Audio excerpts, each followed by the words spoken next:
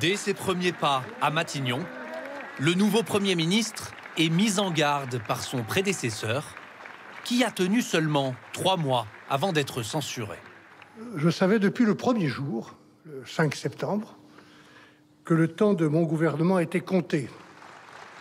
Avec l'espoir de durer plus longtemps, François Bayrou insiste immédiatement sur les finances publiques. Je n'ignore rien de l'Himalaya qui se dresse devant nous. Ma ligne de conduite sera de ne rien cacher, de ne rien négliger et de ne rien laisser de côté. Et il dit vouloir réconcilier les Français. Un des risques les plus graves, c'est le mur de verre qui s'est construit entre les citoyens et les pouvoirs. François Bayrou, Premier ministre, il en rêvait depuis des années et a dû se battre jusqu'à la dernière seconde pour y parvenir. Car au moment où il arrive à l'Élysée ce matin, à 8h30, il n'est pas du tout le favori du président, qui, depuis hier, songe surtout à Roland Lescure, ancien ministre de l'Industrie, ou Sébastien Lecornu, ministre des Armées. François Bayrou veut être trop libre à son goût. Il cherche un Premier ministre collaborateur. Alors, entre les deux hommes, les échanges sont tendus. Pendant 1h45, François Bayrou tente de faire changer d'avis Emmanuel Macron. Il était capable de claquer la porte avec ses troupes. Il s'est roulé par terre. Vers 10h15, François Bayrou quitte l'Élysée sans garantie, mais avec l'espoir d'avoir tordu le bras du chef de l'État. Il arrive à ses bureaux, mais finalement repart immédiatement et sème les caméras. À 11h30, il est reçu une nouvelle fois à l'Élysée. Cette fois-ci, il entre par une porte dérobée. Et cette fois-ci, le président lui annonce qu'il sera finalement Premier ministre. Quand il croise nos équipes quelques minutes plus tard, vous allez être le prochain Premier ministre? Il ne veut rien laisser paraître. Le communiqué officiel tombe à 12h41. Pour sa première réaction, François Bayrou cite François Mitterrand le soir de son élection. Enfin, les ennuis commencent. Un clin d'œil au Parti socialiste qu'il va devoir convaincre de ne pas le renverser. Et François Bayrou a donc désormais la lourde tâche de former un gouvernement et de trouver des alliés. L'objectif est de tenir plus longtemps que Michel Barnier et d'éviter la censure de l'Assemblée nationale. Mais à entendre les réactions à gauche comme à droite, vous allez voir que la tâche s'annonce délicate. Thibaut Petit et Emma Chala. Contrairement à son prédécesseur, François Bayrou réussira-t-il à éviter la censure face à une Assemblée nationale particulièrement hostile? À peine nommé, déjà la France insoumise veut le censurer, car considéré comme trop proche du président de la République. De notre point de vue, faire tomber M. Bayrou, c'est faire tomber M. Macron. Et c'est la raison pour laquelle nous déposerons une motion de censure et nous chercherons à censurer ce gouvernement. Pour tenir, le nouveau Premier ministre veut élargir sa majorité avec les socialistes. Ils ne rejoindront pas le gouvernement, mais pourraient s'engager à ne pas voter la censure. Cette promesse suffirait à empêcher de le renverser. Un pacte de non-censure que pourraient rejoindre les écologistes et les communistes, mais à certaines conditions. Si c'est pour garder les mêmes au poste stratégique, dont M. Retailleau à l'intérieur, je ne vois pas quel autre choix nous aurions que de le censurer quand nous en aurons l'occasion. Au sein du bloc central justement, les Républicains resteront-ils au gouvernement? Ils attendent désormais le projet de François Bayrou avant de décider de leur participation. Nous ne sommes pas là pour mettre en place un blocage. Nous ne sommes pas là pour regarder des intérêts partisans. Nous sommes là pour aider le pays. Bruno Retailleau sera d'ailleurs reçu ce soir à Matignon. Contrairement à Michel Barnier, François Bayrou est aussi connu pour avoir de bonnes relations avec le Rassemblement national. Le parti de Marine Le Pen n'annonce pas de censure automatique. Je ne brandis pas la menace de la censure matin, midi et soir. Je dis juste que je ne renonce pas à cet outil. François Bayrou avait d'ailleurs donné son parrainage à Marine Le Pen en 2022. Et on le disait, François Bayrou est donc le 4e Premier ministre en à peine un an. Une instabilité qui commence à exaspérer les Français. Et leurs arguments, vous allez l'entendre, sont très concrets. Avec un pays qui tourne au ralenti et un quotidien de plus en plus compliqué. Reportage signé Pierre Galassio, Kevin Guéniou et Pascal Marcelin. Un planning de travail quasi vide. Les 6 salariés de cet artisan chauffagiste n'avaient encore jamais vu ça. C'est moi. Là, dans 3 semaines, par exemple, on ne sait pas sur quoi on va intervenir. C'est la visibilité qui vous manque. Oui, exactement.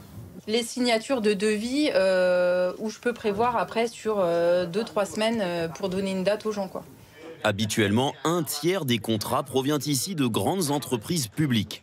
À cause des incertitudes sur le futur budget de l'État, les interlocuteurs répondent en ce moment toujours la même chose. Ils nous disent on n'a plus de budget, on verra l'année prochaine. Quand? Ils ne peuvent pas nous dire. Il faudrait que les gens qui soient au pouvoir aient des entreprises et comprennent comment marche une entreprise et le climat surtout, le climat de confiance. Pas de contrat par manque de confiance dans l'avenir. Ce triste constat, le patron d'Intermarché le partage. Ces derniers temps, les clients consomment moins. L'habillement, c'est du moins 15, c'est du moins 10%, donc il y a un réel impact. Pour lui, le nouveau gouvernement doit aller vite. Une des priorités, le ticket restaurant. Pourquoi? Parce que payer avec dans un supermarché n'est toujours pas garanti l'an prochain. Si rien n'est fait, la réalité, c'est qu'au 1er janvier, on ne pourra plus accepter les tickets restaurants dans les grandes surfaces. Donc il y a urgence à décider, à agir et à prolonger le texte de loi. Et là, la bonne nouvelle, c'est que le gouvernement soit nommé avant les fêtes et que surtout, rapidement, il y ait des décisions de prise pour qu'on y voit plus clair, tout simplement. Les grands perdants de cette instabilité politique, ce sont aussi les agriculteurs. On leur avait promis il y a bientôt 1 an la réduction d'une taxe sur le carburant des engins agricoles, des allègements fiscaux et moins de contrôle de la part de l'État. Pour cet éleveur, c'est d'ailleurs l'une des priorités. Et quand on demande des justificatifs pour tel ou tel contrôle et que 3 semaines après on a un autre contrôle qu'on nous demande les mêmes justificatifs, on pense toujours faire bien et en fait on a toujours quelqu'un qui nous dit ça va pas, ça va pas. Les agriculteurs demandent aussi la défiscalisation de la transmission de leurs entreprises, cruciale pour faciliter la relève. Revenons à présent à la personnalité de François Bayrou et tentons de comprendre pourquoi le président l'a finalement choisi. La réponse est sans doute à aller chercher du côté de son parcours, une carrière politique démarrée il y a maintenant 45 ans. Voici son portrait signé Alison Tassin et Hortense Villatte. François Bayrou, plus de 40 ans de vie politique dédiée à atteindre les plus hautes fonctions. Très jeune élu local. J'ai 31 ans, je suis professeur, conseiller général de Pau. Il devient député à seulement 35 ans, avec une conviction au centre qu'il garde toute sa carrière. Est-ce que vous ne craignez pas quand même d'avoir une image un peu floue? Sûrement pas. En 1993, c'est dans un gouvernement de droite qu'il accède pour la première fois à un poste de ministre. L'enseignant est chargé de l'éducation nationale. Il n'y aura pas un de ces grands plans de réforme. Mais son ambition est bel et bien tournée vers le poste suprême. Par 3 fois, il mène des campagnes présidentielles sans jamais atteindre le second tour. Dans un bus au colza en 2002... Avant d'avoir des grands sondages, il faut en avoir des petits quand on vient de zéro. Et cet épisode à quelques jours de la présidentielle, qui lui colle aujourd'hui encore à la peau. 2002, année où François Bayrou refuse de rejoindre l'UMP. Le début de relations difficiles avec la droite. En 2007, il obtient 18% des voix et refuse de soutenir Nicolas Sarkozy au second tour. En 2012, il appelle même à voter à gauche. Reste le vote pour François Hollande, c'est le choix que je fais. Un centriste à l'obsession politique intangible. Un gouvernement qui permettra enfin à des gens de bords différents de travailler ensemble. Avec des personnalités de qualité d'où qu'elles viennent. Et des rassemblements de personnalités qui gardent leurs idées. Un centriste au discours mouvant, critique au départ à l'égard d'Emmanuel Macron. Je ne sais pas quel est son projet, je ne sais pas quel est son positionnement, je ne sais pas quelles sont les forces qui le soutiendront et comment il gouvernerait. Il finit par sceller un pacte décisif dans sa victoire. Je vais tout faire pour aider. Un allié politique de poids, parfois en désaccord publiquement, comme sur les retraites. Un ambitieux donc, au caractère tranché, qui a su séduire les habitants de Pau, ville dont il est maire depuis 10 ans. C'est un rassembleur, il nous l'a prouvé souvent. Je trouve qu'ils auraient pu trouver quelqu'un d'autre que François Bayrou, qui est un peu dépassé maintenant.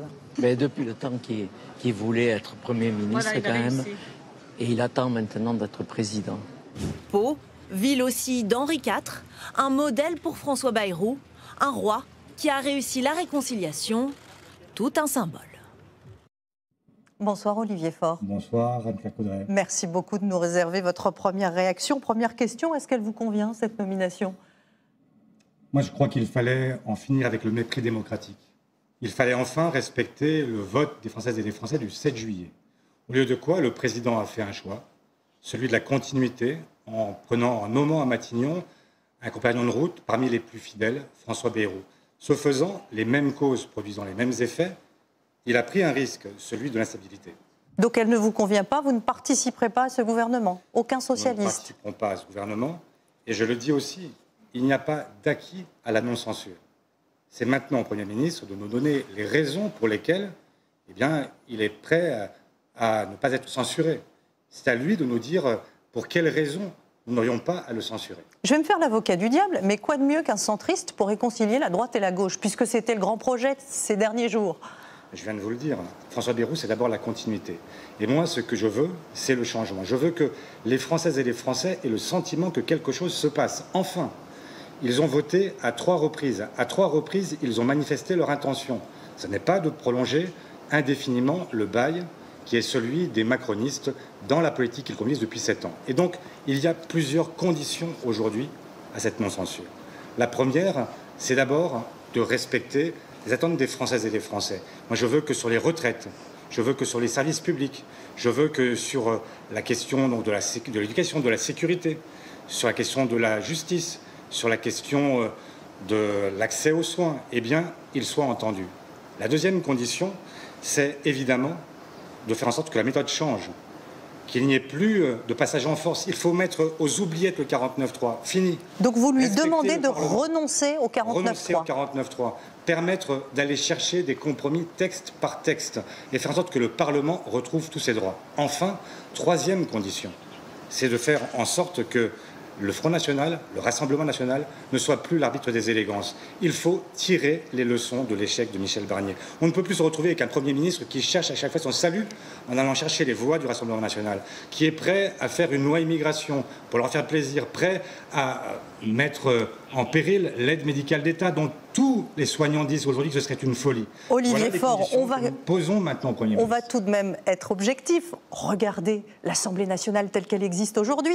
Si Michel Barnier était si dépendant du Rassemblement national, c'est peut-être parce que vous ne l'avez pas soutenu. Aussi, à un moment donné, il faut être pragmatique. Il s'est tourné vers le parti qui lui laissait encore une possibilité de rester. Est-ce que vous n'avez pas une responsabilité? Ce soir, je viens de faire les gestes d'ouverture qui permettraient effectivement de ne pas le censurer. Et la réalité, c'est que depuis la censure, qui n'était pas une fin en soi, nous n'avons cessé de chercher à ouvrir des portes, à faire en sorte que quelque chose puisse enfin changer, que le cap soit modifié. Donc maintenant, c'est au Premier ministre de faire la démonstration qu'il a entendu le message et qu'il est prêt évidemment à évoluer. Une dernière question. Ces derniers jours, vous avez pris vos distances avec les Insoumis. Vous avez parlé de compromis, de responsabilité, mais on a l'impression à vous entendre que vous êtes toujours dans cette logique de chantage avec le nouveau Premier ministre. Est-ce que vous pensez que c'est vraiment ce que les Français veulent, de changer de Premier ministre tous les 3 mois? Il n'y a pas de chantage. Et moi, je ne souhaite pas changer de Premier ministre tous les 3 mois. Je ne veux pas le chaos. Je ne veux pas précipiter les échéances.